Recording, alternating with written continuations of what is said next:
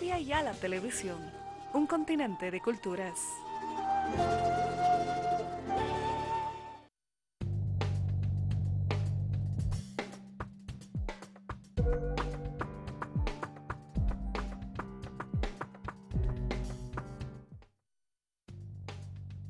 Gentiles amigos, muy buenas noches, bienvenidos a este programa especial por el G77 Machina. El evento que se ha desarrollado este sábado, domingo, 14 y 15 de junio en la ciudad de Santa Cruz. Hemos hecho el seguimiento respectivo, hemos hecho un análisis en este espacio previo a la cumbre, previo a este evento que consideramos importante. Y bueno, tenemos este programa para poder compartir diferentes criterios con invitados especiales. En esta oportunidad, permítanme saludar a tres invitados, comparten conmigo este estudio para hacer este análisis y lo decíamos, compartir estos criterios. Permítame saludar a Marwan Tabut, analista internacional. Qué gusto que nos acompañe. Bienvenido. Muchas gracias. Bueno, también permítame saludar a Rafael Bautista, escritor, filósofo. Rafael, gracias por compartir. Y también nos acompaña Raúl Prada, él es activista, y un gusto que nos acompañe en estos minutos. Ay. Gracias. Vamos a comenzar. Hemos visto el desarrollo de este evento. Se han desarrollado eventos previos, se han desarrollado los días de la plenaria, las actividades, la participación de todos los países que han estado presentes a través de las delegaciones. Y bueno, el presidente del Estado ayer hacía también su evaluación. Una evaluación, él lo consideraba muy positiva con la participación de algunos. Empiezo con usted. ¿Cuál es su criterio? ¿Qué le ha parecido el desarrollo de este evento? ¿Se logró tener y llegar a esas expectativas que se había planteado? Mire, le confieso, no acabo de digerirlo del todo. A ver, me explico un poco más en concreto. Mi primera actividad en un foro internacional fue en México en el año 1976. Fue precisamente una reunión del G77. Todavía China no estaba. Es decir, estoy hablando de la época, una de las épocas de la Guerra Fría, donde el rol de los no alineados, que es lo mismo que el G77, uno en el aspecto político, los no alineados, y el otro en el aspecto económico. Comparar aquella reunión que tuve allá, que participé en México en el 66, a lo que pasó aquí en Santa Cruz, la diferencia es abismal. Y quiero concretar un poco más. A lo largo, desde el inicio de los años 50-60, donde se va gestionando cantidad de movimientos en América Latina, África, Asia, es decir, el auge de los movimientos de liberación nacional, que condujeron a dirigentes como Jawaharlal Nehru de la India, Jamal Abdel Nasser de Egipto, Nkrumah y no me acuerdo lo otro también de África, Joseph Broz Tito de Yugoslavia, de iniciar ese movimiento de los no alineados del G, y también hay que recordar al Che Guevara, que tuvo mucho que ver con el surgimiento, ya no diría de los no alineados, sino un poco posterior para el G77, ¿no? Todo ese auge, siempre los no alineados han mantenido un protagonismo. Nunca hubo un protagonismo del G77 como el que acaba de ocurrir acá en Santa Cruz, en Bolivia. Es decir, hoy en día, ya, es decir, para la opinión pública, para la gente de a pie, ya conocen lo que es el G77. Tienen noticias frescas y además que les llama la atención, que les atrae. No ocurre, es decir, ocurre lo mismo con los no alineados, pero no con el mismo grado del G77. Eso en términos generales. Luego habrá que ir matizando varios aspectos de una declaración que consta de 254 páginas. Eso también habrá que aterrizarla, pero por el momento me quedo con esto, ¿no? Muy bien, 242 puntos, se dieron a conocer 22 por la lectura que se realizaba. Y no tiene, bueno, en esta oportunidad, perdón, se tiene otro escenario, es diferente de lo que se está viviendo, Rafael, consideramos lo que se ha visto en estos días, hemos visto una variedad, por un lado, hay que tomar en cuenta la variedad en cuanto a las representaciones. Países, en lo personal algunos que no los conocíamos, estaban presentes en sus delegaciones. Entonces, ¿qué tal ha sido el impacto, el ver el desarrollo de aquello? Todavía no lo hemos digerido completamente. ¿Habrá que analizarlo todavía? Sí, yo creo que sí, siguiendo el hilo de Marwan, podríamos decir, este tipo de eventos que tienen repercusión, aunque todavía no está viéndose de la magnitud que está representando esta reunión cumbre que hubo, digo en el mismo tono en que hablaba Marwan, parece que todavía hay que digerirlo un poco, porque el evento fue de tal magnitud que sorprendió a muchos el hecho de que muchos países están no solamente certificando el hecho de que el vivir bien ya no es algo ni local ni regional, sino que tiene repercusión global. Eso quiere decir que la humanidad está hambrienta de alternativas y está buscando las alternativas. Y querría decir eso, que el vivir bien se está convirtiendo paso a paso en ese tipo de alternativa que la humanidad está buscando. Y este tipo de reunión está sirviendo para eso. Un nuevo orden mundial, eso es. Sí, o sea, el eslogan que a muchos les pareció bastante romántico, parece que está calando en el mundo entero. Y parece que de nuestra parte necesitamos una digestión mucho más elaborada al respecto, porque pareciera que como el vivir bien suena muy bien aquí, dentro del proceso boliviano-ecuatoriano, pero pareciera que no tiene repercusión mundial, se ha visto en el G77 que delegados presidenciales y comitivas nacionales de muchos países están empezando a hablar y están empezando a hacer notorio la repercusión que tiene este tipo de horizonte de sentido que ha generado un proceso tan revolucionario como es el boliviano, ¿no? Y que no solamente a nivel regional, sino que a nivel mundial, países del África, del Asia, están empezando a tematizar, están empezando a usar el concepto. Incluso la presidenta Cristina estaba empezando ya a ver cuál es la diferencia entre vivir mejor y vivir bien, ¿no? Lo que antes básicamente se discutía los temas del desarrollo, hoy en día en la reunión que hubo en el G77, está empezando a discutirse cosas nuevas. Y creo que eso es saludable y creo que eso merece un detenimiento mucho más sosegado para ver el impacto. ¿En qué medida ese impacto es aprovechado? ¿En qué medida ese impacto es encarnado, no solamente por el ámbito regional, sino mundial, pero en qué medida también es tematizado por los que piensan los procesos, ¿no? En este caso la intelectualidad también. Se decía con principios de unidad, con principios de complementariedad, y se hablaba de este nuevo orden mundial. ¿Qué le ha parecido, Raúl? Bueno, yo tengo el una mirada muy desarrollo? crítica. A ver, escuchamos. No sé si comparto con Marwan. Marwan, Marwan. pero veo una diferencia muy grande entre el bloque de no alineados y el G77. En un artículo yo había dicho que precisamente lo que se caracteriza al G77 es de que es un grupo de países más numerosos del mundo y del sur, pero despolitizado. Y que toda su agenda, si uno revisa su agenda, es una agenda subalternizada a la agenda de Naciones Unidas. Y lo que ha ocurrido en Bolivia no se distingue de lo que se hizo antes. ¿Cuál es la gran diferencia y cuál es la importancia de la diferencia? Es de que el bloque de los aliados no solamente era político, no solamente estaba politizado, sino estaba definiendo y haciendo una lectura muy concreta del escenario de aquel entonces, que era bipolar entre el bloque soviético y el bloque occidental, democrático, liberal. Y el bloque de no alineados estaba planteándose una lucha antiimperialista en el contexto de las luchas de liberación nacional. Aquí no hay nada de eso. Se hablaba, disculpa, se hablaba de esta visión multipolar. ¿No comparte con ella? No, bueno, de esa visión. no, es que hay muchas cosas que discutir aquí, hay muchas cosas. Yo veo que el grupo 77 sencillamente lo que ha hecho, su declaración, basta leer su declaración, no es una declaración de la dependencia, es un discurso de la dependencia. Es un discurso donde ratifica la dependencia, ni siquiera está a la altura de lo que fue la teoría de la dependencia, que marca muy claramente la concepción de lo que es el desarrollo que produce el subdesarrollo. Esta declaración es una apología al desarrollo.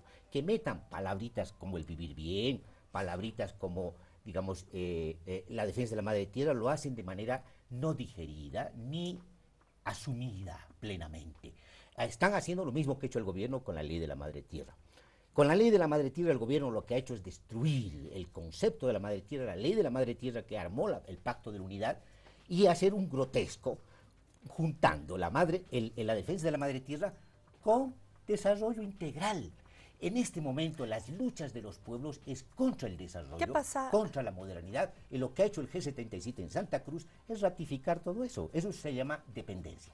No existe esa visión multipolar. Se habla de esa unión de bloques regionales, por ejemplo, de esa unión de países en este espacio. ¿Considera, más Juan, que no se ha logrado ese impacto? ¿Son solo términos que se están utilizando? No, mire, en primer lugar, imaginar que un grupo de 133 países como un partido ideológico es demasiada imaginación.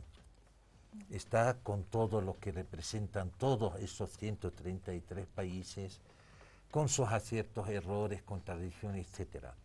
Aquí lo que se ha pretendido precisamente sacar la parte técnica, financiera, económica que ha caracterizado al G77 a lo largo de décadas, sin que deje de ser un grupo económico, pero ya tomar una posición frente al modelo imperial, al mundo unipolar, y reclamar lo que quieren los pueblos del sur. Esto es el marco real de lo que se ha transformado acá en Bolivia el G77. Pero también quiero comentar lo que planteó el compañero aquí, que me parece muy interesante. Es decir, cuando hablamos del vivir bien, estamos hablando de una visión andina. Y luego decir que esto se ha trasladado al mundo, hay que matizarlo, no en el sentido de criticar lo que ha planteado el compañero, sino de concretarlo un poco más. Aquí sí quiero hablar en términos sociológicos y antropólogos. Okay. Si vemos el mundo en su transcurrir histórico, precisamente de 5 siglos atrás para acá, vemos que el continente europeo, que es el que inició el proceso colonial, tiene una concepción del hombre y de la naturaleza muy concreto, ese concepto. Es el hombre frente a la naturaleza. El desarrollo del hombre es el dominio del hombre sobre la naturaleza, con todo lo que implica de destrucción de la madre tierra, etc. En cambio, si contemplamos un continente como el asiático, el africano, el latinoamericano, vemos que eso no ha surgido ni en China, ni en la India, ni en la civilización árabe, ni en las varias civilizaciones africanas, ni en América Latina. La concepción es que el hombre forma parte de la naturaleza y su desarrollo está dentro de la naturaleza. Si eso es una definición de la visión andina, vemos que es mucho más común en los otros continentes. Lo que ha pasado aquí, tiene razón aquí el compañero, que es que los cuadros políticos, oír a Ban Ki-moon, secretario de las Naciones Unidas, hablando del medio ambiente, de la madre tierra, etcétera, y oír a otros que no pertenecen a América Latina hablar con esa concepción, no solo implica cambio en el G77, sino que implica los cambios en América Latina que están ocurriendo, no sé si llamar lentamente o aceleradamente, pero de un modo bien complejo, se está trasladándose a los otros continentes. Ese cambio que hay en Venezuela, en Cuba, en Bolivia, en Ecuador, en Argentina, ya no es propio solo de América Latina. Está ya en una fase de transición hacia afuera, hacia África, hacia Asia. Lo que yo llamaría, bueno, no llamaría yo, ya la llamaron los cubanos la tricontinental. Muy bien. De las tres A's. Bueno, permítanme cumplir con nuestros auspiciadores. Al retornar, vamos también con Rafael, con Raúl, para tener el tiempo preciso con cada uno de nuestros invitados. Estamos haciendo un análisis, estamos compartiendo criterios a propósito de la cumbre G77 que se ha desarrollado en Santa Cruz. Nos vamos a una pausa, en instantes volvemos. Avia Yala Televisión, un continente de culturas. Ley contra el racismo y toda forma de discriminación. Definiciones. Equidad generacional es el reconocimiento y valoración de las diferencias generacionales de mujeres y hombres, con el fin de alcanzar justicia social que garantice el beneficio pleno de sus derechos, sin perjuicio de su edad en los ámbitos de la vida social, económica, política, cultural y familiar. La igualdad comienza cuando reconocemos que todos tenemos derecho a ser diferentes. Es un mensaje de Avia Yala Televisión.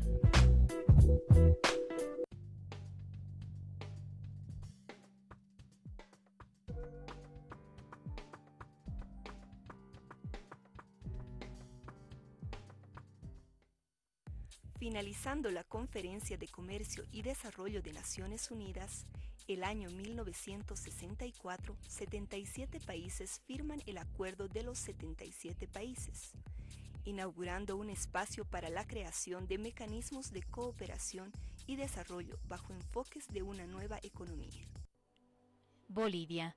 El grupo intergubernamental G77 más China, presidido en versiones anteriores por India, Perú, Egipto, Irán, México, Madagascar, Pakistán, Jamaica, Túnez, Venezuela, Argelia, Bangladesh, Guatemala, Malasia, Ghana, Colombia, Filipinas, Costa Rica, Tanzania, Indonesia, Guyana, Nigeria, Marruecos, Qatar, Sudáfrica, Antigua y Barbuda, Yemen y Argentina, llega a Bolivia por segunda vez este 2014 para que desde Santa Cruz de la Sierra se encabece la coordinación y la vocería del grupo más extenso del Sistema de Naciones Unidas, hoy con más de 130 países miembros. En un despegue económico superando las brechas de desigualdad y potenciando los sectores industriales, exportadores de servicios y turísticos, Bolivia espera al mundo para abrir un espacio de reflexión conjunta hacia nuevos modelos de desarrollo y gestión política a nivel global.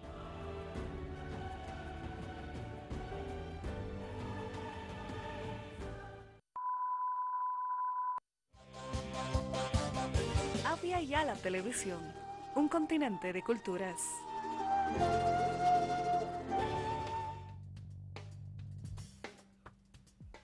Estamos de retorno en este programa especial a través de Avia Yala Televisión.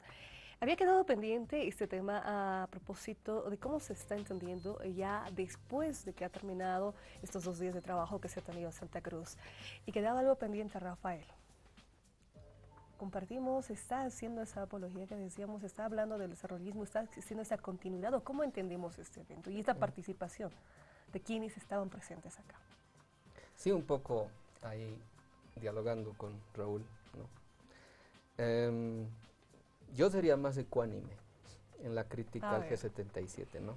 Es decir, no se le puede tampoco pedir a un grupo que nace bajo el paradigma del desarrollo este tipo de posicionamientos que esperaríamos de un grupo sumamente politizado.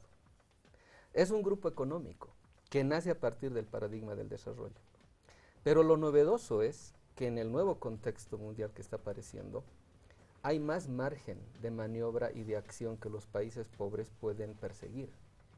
Y eso es, creo, la diferencia que ha hecho que esta reunión del G77 toque temas, por ejemplo, aunque sean retóricos, pero los ha tocado, ¿no? Porque una cosa es decir que no tiene nada que ver esto con la teoría de la dependencia, pero la teoría de la dependencia es un producto teórico. Aquí estamos hablando de reunión de estados, que no es lo mismo. O sea, no se le puede pedir a uno lo que se le puede pedir a otro, ¿no? O sea, aquí estás hablando de estados, estás hablando de gobiernos, que muchos tienen o están demasiado enraizados en un paradigma pertinente a la disposición centro-periferia. Pero aún así, el contexto mundial que se nos está abriendo permite ciertas maniobras, ciertos juegos que estarían por lo menos cuestionando la disposición actual de dominio global. Entonces, en esa medida, aunque sea retórico, pero vale la pena destacar, por ejemplo, el proponer una nueva arquitectura financiera. Porque ahorita la mayor sangría que están sufriendo nuestros países ni siquiera es al nivel de la producción, sino al nivel de, por ejemplo, los fondos buitre, los derivados financieros. Se ha hecho críticas al Fondo Monetario Internacional, al Banco Mundial. Se ha hablado de crear, por ejemplo, el Banco del Sur. Esto es solo decirlo y hacer una crítica en ese aspecto. con eso, ¿no? Mire, no Luego podemos ver el mundo a través de la palabra. Hay que ver la realidad del mundo. Cuando hablamos de movimientos no alineados, el G77, en realidad estamos hablando del inicio de la segunda mitad del siglo XX, donde varios pueblos de África, de Asia, también de América Latina, pero ya América Latina lo hizo antes, logran su independencia. Tuvieron que hacer largos años de lucha por independizarse del colonialismo. Entonces, cuando hablamos del desarrollismo, todos en aquellas décadas que estoy hablando, deseaban el desarrollo. Y ese desarrollo lo concibieron como efecto de la cultura colonial, el predominio que mantenía Europa y Estados Unidos según el sistema capitalista. Hoy en día, esos mismos países, unos más, otros menos, el desarrollo no es paralelo igual entre uno y otro, se dan cuenta que ese modelo ya no sirve.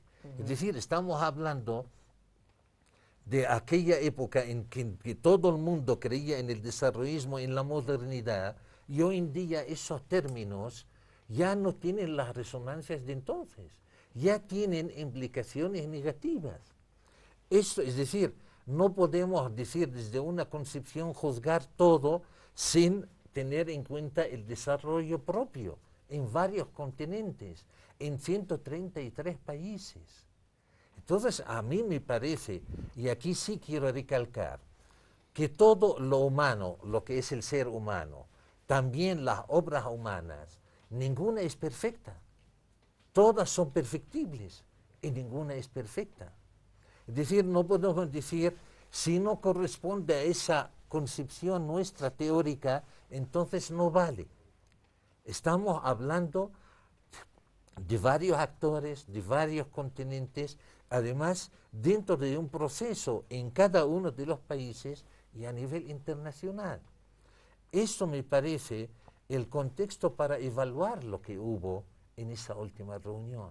Es excepcional. A lo largo de la vida del G77 nunca hubo una reunión perdón, con las resoluciones que se han tomado. Que si estas resoluciones son perfectas, claro que no. Así es. Señor Raúl, sabemos que nace dentro de esa lógica desarrollista, pero hoy se han dado cuenta, y por lo menos así lo han manifestado, que esto no da más, que el tema de esta forma de esta visión del mundo está en decadencia. Así lo decían y lo comprendían. ¿Qué dice usted al respecto? La declaración es una apología muy vulnerable del desarrollo y del desarrollismo. Es impresionante lo que han escrito. Es un retroceso intelectual, crítico, en todo sentido de la palabra. ¿No tiene el impacto que nos decía? No. Y no estoy de acuerdo, obviamente, con lo que acaban de decir. ¿Por qué?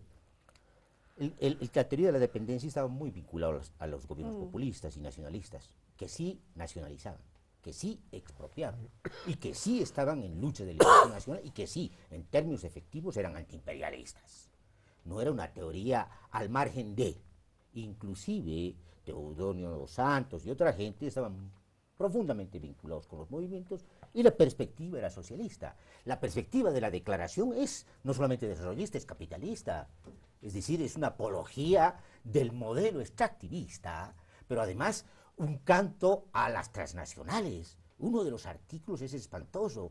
ni siquiera cuestiona la existencia de las transnacionales, lo único que les dice es de que deberíamos pelear porque haya otro tipo de transnacionales o otras transnacionales propuestas por otros. Es decir, lo único que están proponiendo es modificar la misma estructura, llamar a eso nuevo orden mundial, cuando en el fondo es la restauración del viejo orden mundial, y además tener la picardía o la falta de criterio de llamar a eso vivir bien, no tiene ningún sentido. Cuando se habla de es una afrenta al vivir bien y a las concepciones del vivir bien de los pueblos indígenas. Cuando se habla de esa cooperación sur-sur, de esa cooperación de países, cuando se ha empezado a plantear estas temáticas, ¿no responden a un nuevo orden mundial?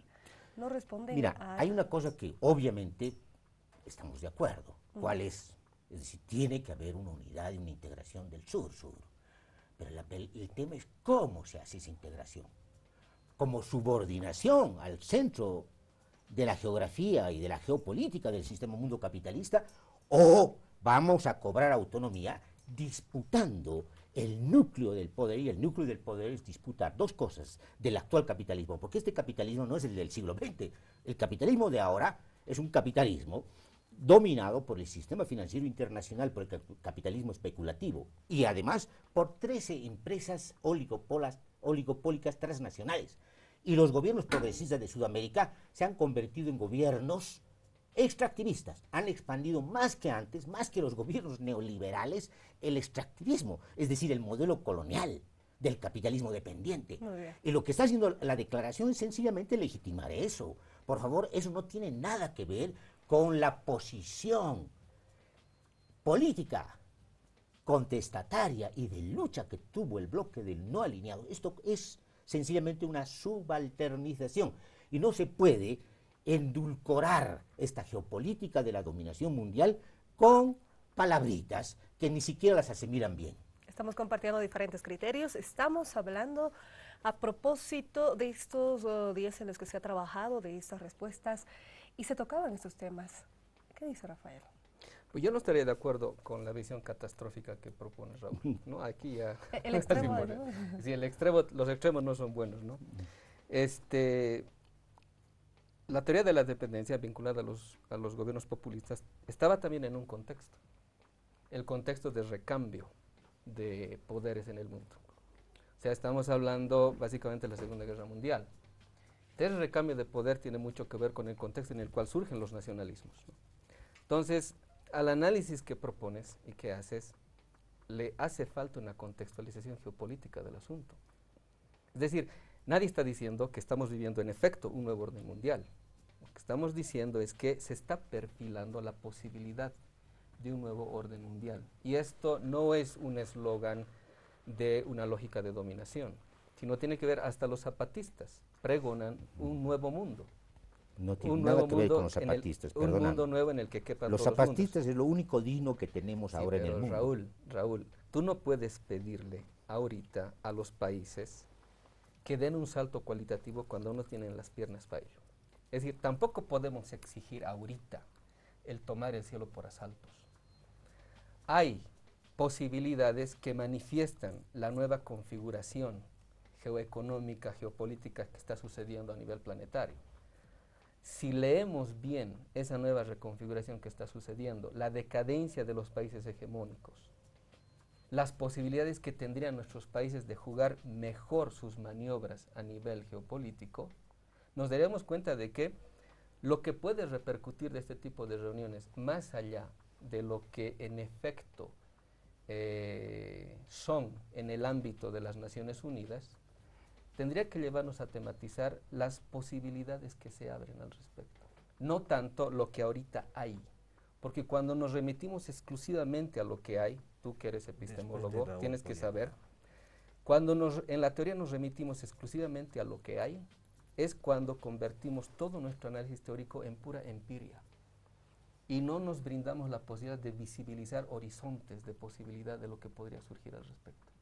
O sea, cuando estamos hablando de pensar lo que está sucediendo, no es remitirnos a lo que hay, a lo que en efecto está concebido como totalidad política global, sino a los márgenes de acción que se abren a propósito de estos desacoplamientos que está sucediendo en todo orden.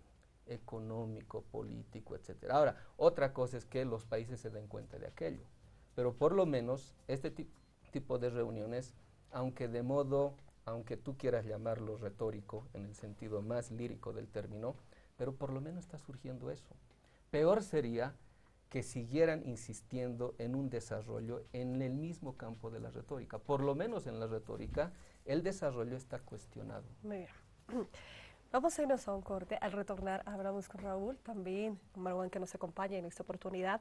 Aparte que durante estos días de trabajo se han hablado de varios puntos que los vamos a desarrollar también al retornar de la pausa. Por ejemplo, el tema del Acollico y cómo se respeta esta manifestación ancestral.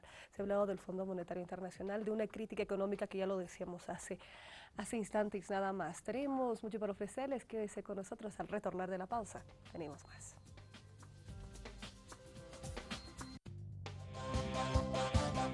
Avia Yala Televisión, un continente de culturas.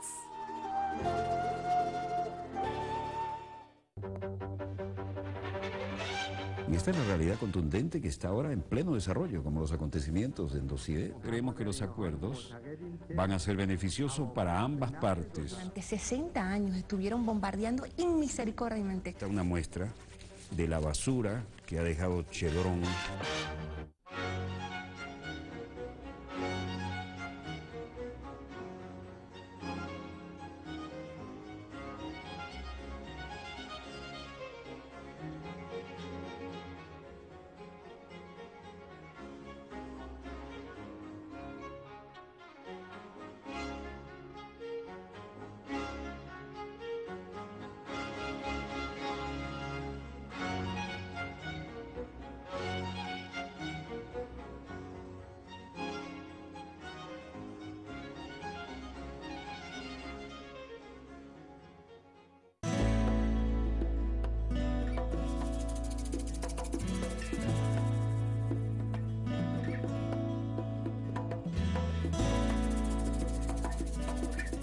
Pedro Shimoshi Kawamura nació en Riberalta el 30 de marzo de 1940. Además de ser compositor, estudió en la Universidad Mayor de San Andrés de La Paz, Derecho y Ciencias Políticas, Filosofía y Letras. El Taquirari El Sombrero de Sao es su obra musical de mayor éxito. La poesía de Shimoshi, políticamente inspirada, trata sobre temas de identidad nacional y liberación social.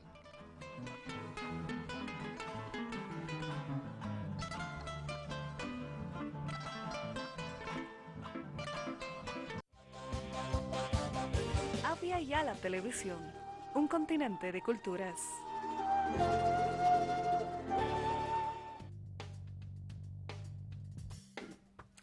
Seguimos en este programa especial y estamos con Marwan, con Rafael Bautista, con Raúl Prada que nos acompaña. Quedaba pendiente y como me decía, no se parece, Alicia. Adelante, a ver. Bueno, escuchamos. Es una manera de jugar también. Claro que sí, lo hacemos en, No hay que ese ponerse plan. tan serios en un debate como este. Estamos compartiendo esos diferentes criterios y creo que es lo rico Claro. de ir hablando, ¿no? sobre esta cumbre que se ha desarrollado. Me decía usted. Bueno, el tema del contexto, obviamente que es ver. importante, Ajá. ¿no? ¿Y cuál es la diferencia del contexto del siglo XX y el siglo XXI? La estructura de poder, la estructura de dominación, la estructura del capitalismo y, digamos, las formas como dominan a los pueblos, y no solamente a los pueblos, sino los cuerpos. Y además hay que leer en el contexto las luchas contemporáneas, las más avanzadas, y entre ellas, obviamente, la que se dio en Bolivia del 2000 al 2005.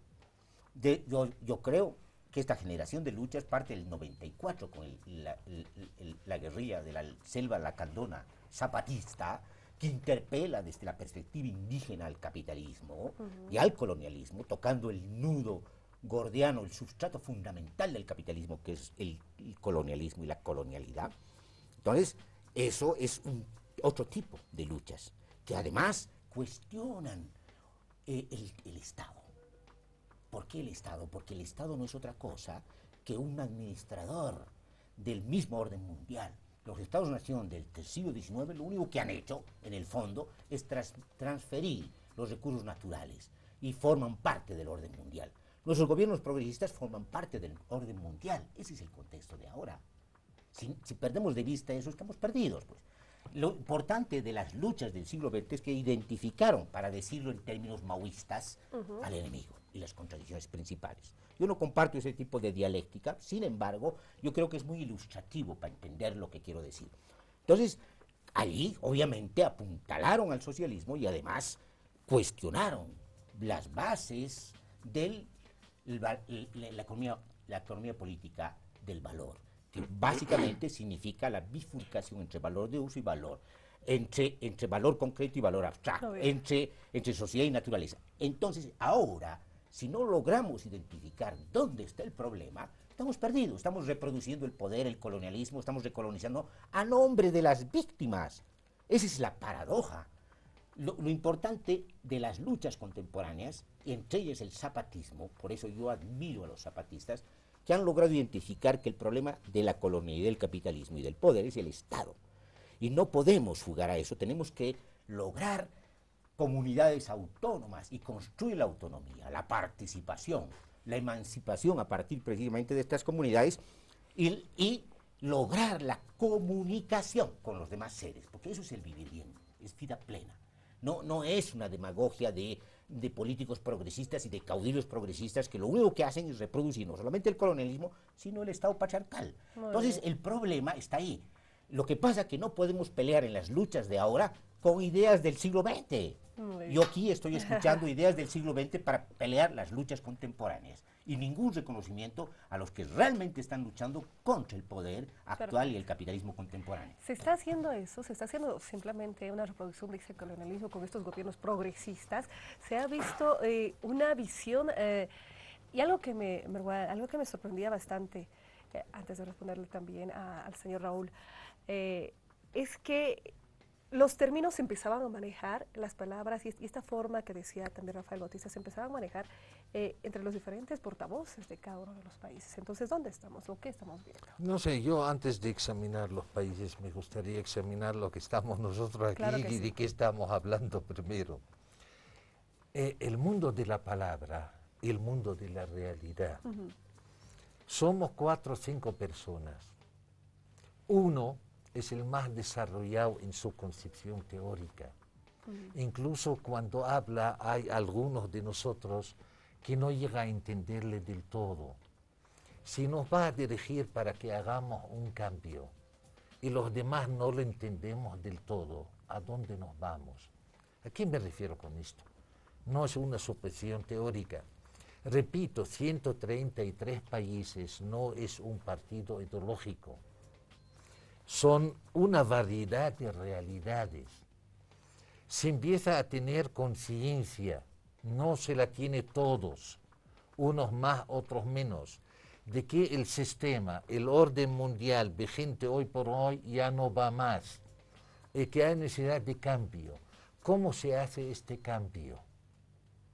Desde la posición del más desarrollado teóricamente, sin que los demás lo acompañen, o tiene que bajarse de sus nubes, estar al nivel de los que entienden menos y trabajar con ellos para que pueda haber un proceso de cambio, ya no a nivel solo de un país, sino mucho más amplio.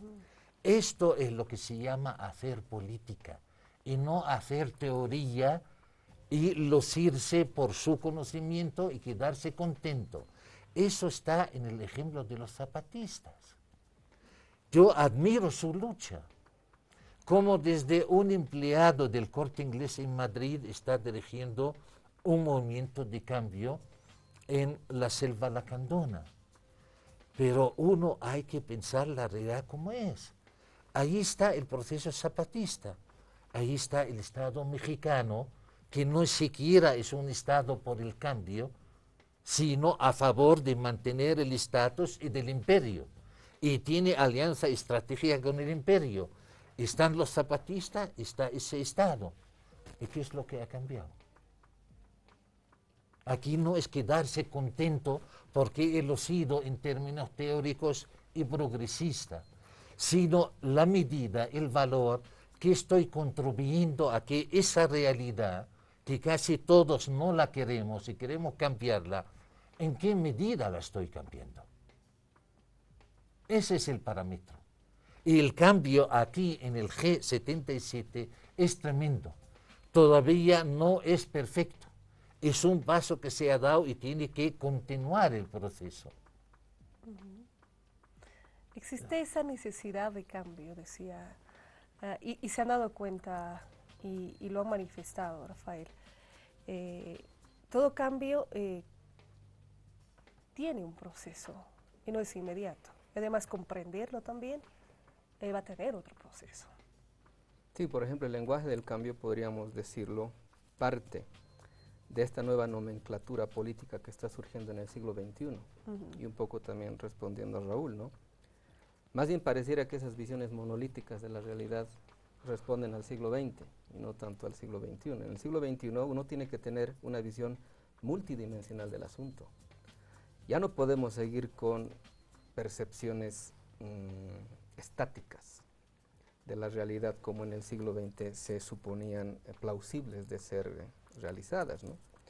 Por ejemplo, decir que el Estado es el enemigo o lo que hay que destruir es confundir al Estado como institución humana con el Estado moderno, con el Estado-nación moderno. O sea, una cosa es el Estado que hemos conocido en el mundo moderno, el Estado moderno-nación, el Estado liberal, y otra cosa es el Estado como institución humana. Samir Amin dice, existe Estado desde el tercer milenio antes de Cristo. No puedes comparar ese Estado con el Estado moderno actual. Al Estado que le estamos haciendo la crítica es al Estado moderno, al Estado liberal, señorial, colonial. Pero ese es un tipo de Estado civilizatorio que lo ha promocionado y lo ha desarrollado muy bien la modernidad. Confundir ese Estado con la institución humana llamado Estado es confundir los términos, es confundir categorialmente los términos, no es lo mismo. Entonces, los zapatistas cuando hacen la crítica a esta sofisticación colonial del colonialismo moderno, se están refiriendo a esa clasificación antropológica que produce la modernidad en torno a una dominación naturalizada, en torno a la raza.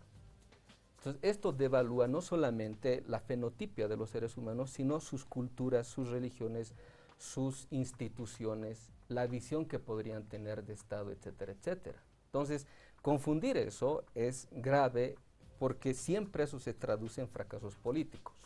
O sea, una cosa es imaginar en la teoría todos los saltos cualitativos que puedas imaginar, pero otra cosa es lo factible ahorita, en el momento en el cual estamos viviendo.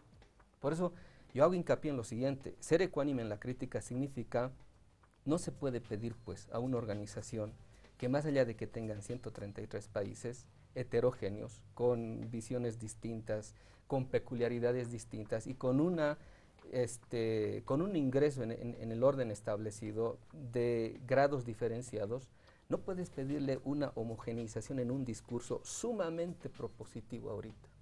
Eso es pedir demasiado. Lo que sí podemos esperar es que esto abra posibilidades para un fenómeno de interpelación global que sí está aconteciendo, aunque nos cueste creerlo, sí está aconteciendo. Y no me estoy refiriendo aquí a que vayamos exclusivamente a dirigir nuestras miradas a lo que hacen los gobiernos. A mí lo que me interesa en este tipo de cumbres es básicamente nuestro proceso, lo que nuestro proceso está enseñándole al mundo, no tanto lo que el gobierno declare en los puntos que tú has mencionado, sino lo que significa para nosotros esta repercusión mundial que está abriéndole al mundo alternativas y que provienen de lo que está sucediendo en países como Bolivia y que lo han protagonizado nuestros pueblos. Eso creo que para mí debería ser el hincapié en este tipo de análisis que estamos realizando. Vamos a irnos a la última pausa del programa. Al retornar ha habido el tiempo para cada uno de los 3 minutos por cada uno de los invitados. Al retornar tenemos conclusiones y ahí vamos a poder cada uno también emitir nuestro criterio. Nos vamos al último corte de este programa especial sobre el G77. Ya volvemos.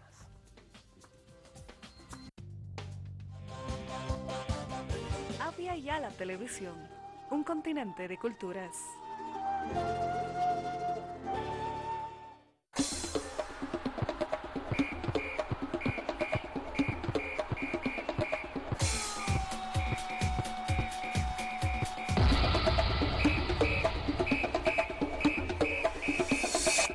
Aún la efervescencia boliviana se refresca con entrañable nostalgia por aquella clasificación que causó lágrimas y sonrisas al país entero. Coreando efusivamente la cueca de Apolinar Camacho, el país de las 5 regiones clasificó en un emocionante partido frente a Ecuador, cuando solo le bastaba un empate.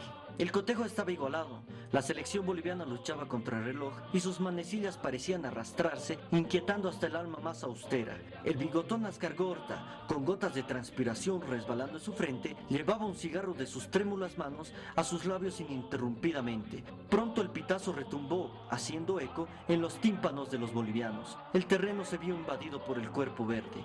Bolivia, con llantos de felicidad, navegaba hacia el torneo mundial. Ministerio de Comunicación.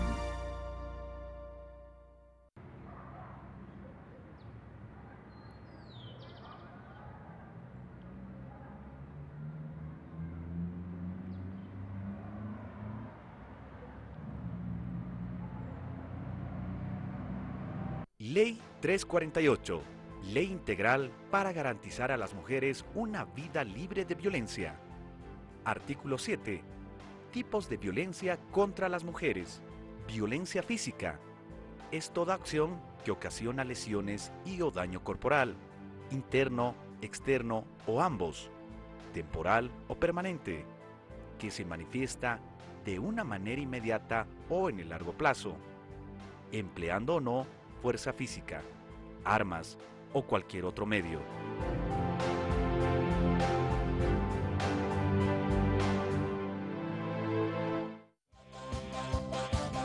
Avia Yala Televisión, un continente de culturas.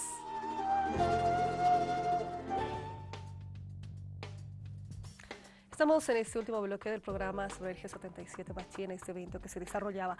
Es la etapa de las conclusiones y vamos a darle el mismo tiempo a cada uno de nuestros invitados. ¿Quedaba algún tema pendiente? Raúl, ahí va con usted. Bueno. A mí me sorprende, Rafael. Es decir, haciendo apología del Estado, obviamente de la genealogía del Estado, en términos tan complejos, porque obviamente tenemos que ver la historia de los estados en sus contextos, en sus tiempos, es problemática y no son idénticas, obviamente. Y cuando estamos haciendo esta crítica a la colonialidad, al colonialismo y al capitalismo, estamos hablando del Estado moderno. Y no por confundirnos con el otro Estado vamos a hacer la apología del Estado moderno, porque en el fondo lo que Rafael está haciendo es una apología del Estado moderno. Y cree, como el jacobino, el Álvaro García, que el Estado es la única realidad y tenemos que usar el Estado para transformar. Cuando haces eso, te vuelves engranaje del Estado, te vuelves engranaje del poder, reproduces el poder. Tenemos que haber aprendido una lección importante de todas nuestras revoluciones. Las revoluciones cambian el mundo. Obviamente la revolución boliviana cambió el mundo. Cambian el mundo, pero se hunden en sus contradicciones. Los revolucionarios cuando llegan al poder se vuelven contrarrevolucionarios e inician la contrarrevolución porque usan el Estado para defenderse. Y ahí ese es el problema.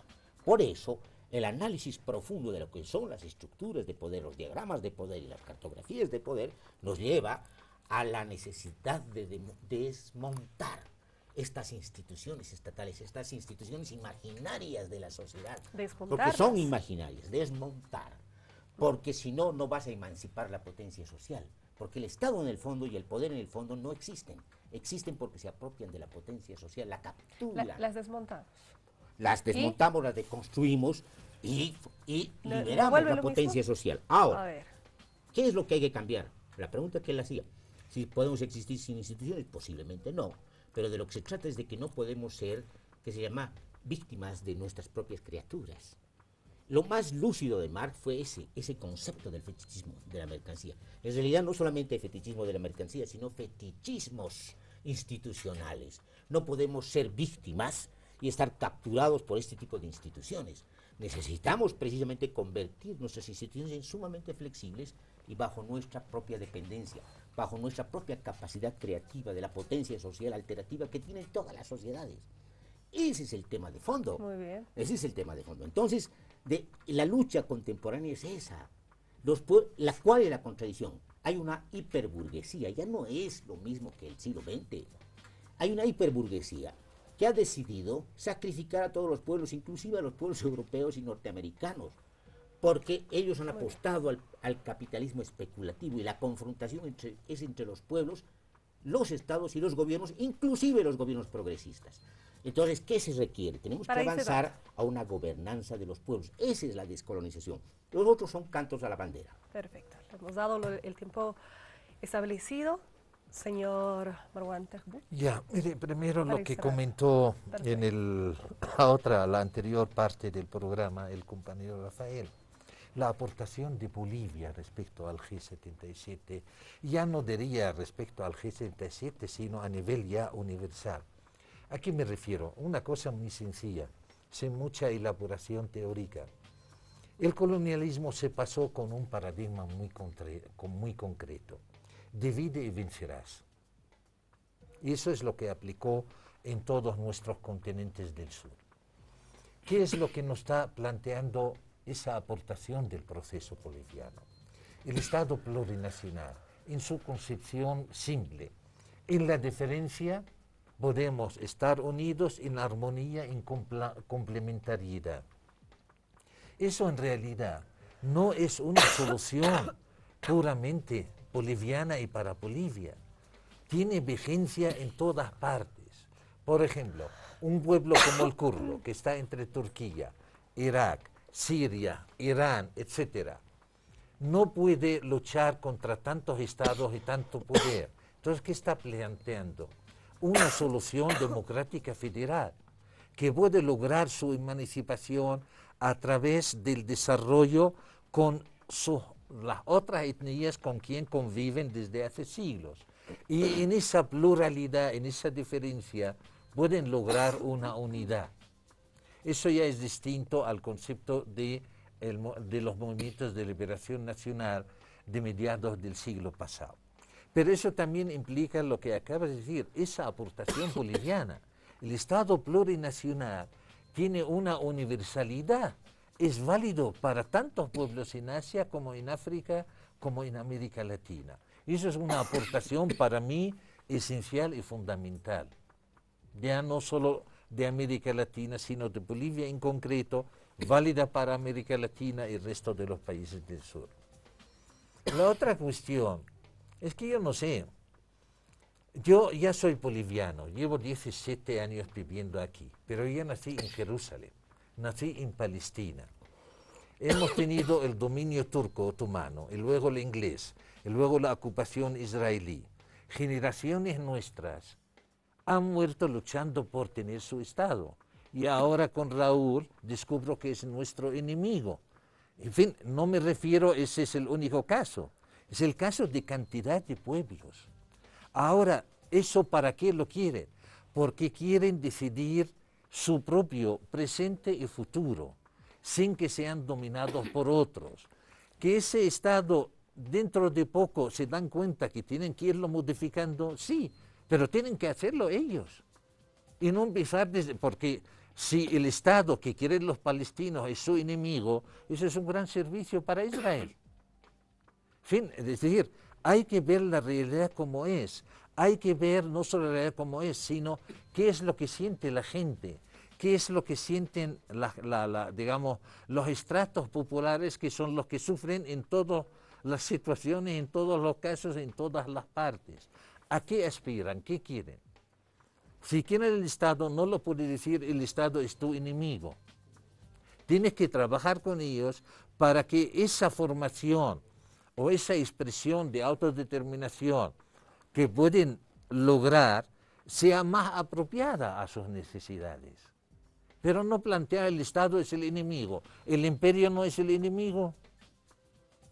En fin, hay que ver las cosas un poco más, digamos, más reflexivamente y más acorde con nuestras realidades y no con el exceso de conocimiento teórico que tengamos. Muy bien. Rafael, para terminar. Bueno, pues a ver, desgraciadamente yo no puedo impedir que Raúl me haga decir cosas que no digo, ¿no? Pero digamos acá la posición que nos manifiesta me parece, a ver, Bakunin resucitado. Y Marx le hacía serias críticas a Bakunin al respecto. Por ejemplo, El Estado es una institución humana y cuando un pueblo, la voluntad de un pueblo produce un acontecimiento revolucionario, no se puede quedar eso en el acontecimiento. Tiene que determinar su voluntad en mediaciones que hagan posible el desarrollo de esa voluntad popular. Determinar mediaciones implica la construcción de instituciones. Ahora que el Estado ahorita es una institución de dominación muy sofisticada, con una hiperburguesía a nivel mundial, que está desmontando los estados para beneficio exclusivo de esta burocracia privada financiera a nivel internacional, pareciera que ese tu discurso anarquista le favorece a ese tipo de globalización financiera y que es básicamente el último reducto suicida y salvaje del capitalismo que tú mismo acabas de mencionar. Por supuesto que a las burocracias privadas financieras les encantaría la idea de que nosotros descubriéramos que el Estado es nuestro enemigo y lo destruyéramos. ¿Por qué? Porque hasta Kissinger dice, y Brzezinski, ya no es pertinente el modelo de Estado, ni siquiera el modelo de Estado-nación, cuando lo que va a controlar al mundo son las burocracias privadas financieras. A ellos les interesa pues que desaparezcan nuestros estados. Ahora resulta curioso que de nuestra parte apoyáramos ese tipo de posición. Lo que tenemos más bien que tematizar es cómo podemos constituir un Estado que no signifique el Estado moderno-nación que tanto criticamos, pero que como institución la necesitamos, pues la necesitamos. No podemos vivir humanamente sin instituciones, porque no todos somos perfectos. Pretender un mundo sin instituciones presupone una humanidad en términos ideales y perfectos. El sueño del anarquismo es ese, es un sueño bellísimo, pero no es factible, porque en la humanidad no somos ni perfectos ni ideales. Entonces tenemos que movernos en el ámbito también, no solamente de la lógica política, revolucionaria, estratégica, etcétera, sino también de la factibilidad. ¿Qué es factible en última instancia? Ese es uno de los grandes temas que la izquierda del siglo XX ha desconsiderado, y mucho de eso ha llevado a los fracasos políticos que tenían que ver con teorizaciones muy líricas en última instancia también, pero que en el fondo los fracasos nos han mostrado de que tenemos que tematizar el ámbito de la factibilidad. La derecha siempre ha tematizado eso, nosotros no, y eso creo que así también un déficit de la izquierda. Y hoy en día una izquierda renovada que tendría que leer el mundo contextualmente, con las posibilidades que se abren, tendríamos que tematizar cómo podemos constituir un Estado que no signifique el Estado que tanto criticamos, pero que lo necesitamos como institución humana. Entonces, me parece que a propósito del Estado plurinacional, del vivir bien y de la descolonización, que para mí son los temas del siglo XXI, reconceptualizar, resemantizar, transformar categorialmente los conceptos que hemos heredado del siglo XX es fundamental hoy en día. Y eso no significa destruir todos los conceptos que han originado todo este lenguaje de dominación del siglo XX, sino transformarlos. Me gustaría seguir dándoles la palabra, sin embargo, ha quedado ahí. Les hemos dado el mismo tiempo a cada uno de ustedes para ya sacar conclusiones a propósito de lo que hemos ido tocando en esta mesa, compartiendo diferentes criterios, respetados cada uno, y bueno, ahí ya usted nos ha ido siguiendo y queremos agradecerle. Muchas gracias, Marwan Tahbou, analista internacional. Perfecto. Rafael Gracias a ti. Bautista también, escritor, filósofo, muchas gracias. Gracias. Nos ha acompañado Raúl Prada, activista también. Ha sido un gusto compartir con ustedes. Y hemos nosotros, a través de Avia y de la televisión, mostrado diferentes criterios, hemos hecho un análisis previo al desarrollo de la cumbre del G77 Machina. Ha sucedido y estos 2 días de trabajo que se tenía en Santa Cruz, hoy hemos compartido ya sobre algunos de los puntos, estos criterios diferentes. Y algo que a mí sí me va a gustar y tomar posición personal en esto es que sí se ha tenido un evento con la participación de muchos países. Y el escenario hoy es diferente. Usted ya ha escuchado los criterios de cada uno de nuestros invitados y bueno, para eso estamos nosotros. Tenemos que despedirnos de este programa. Ha sido un gusto compartir estos minutos con usted. Buenas noches.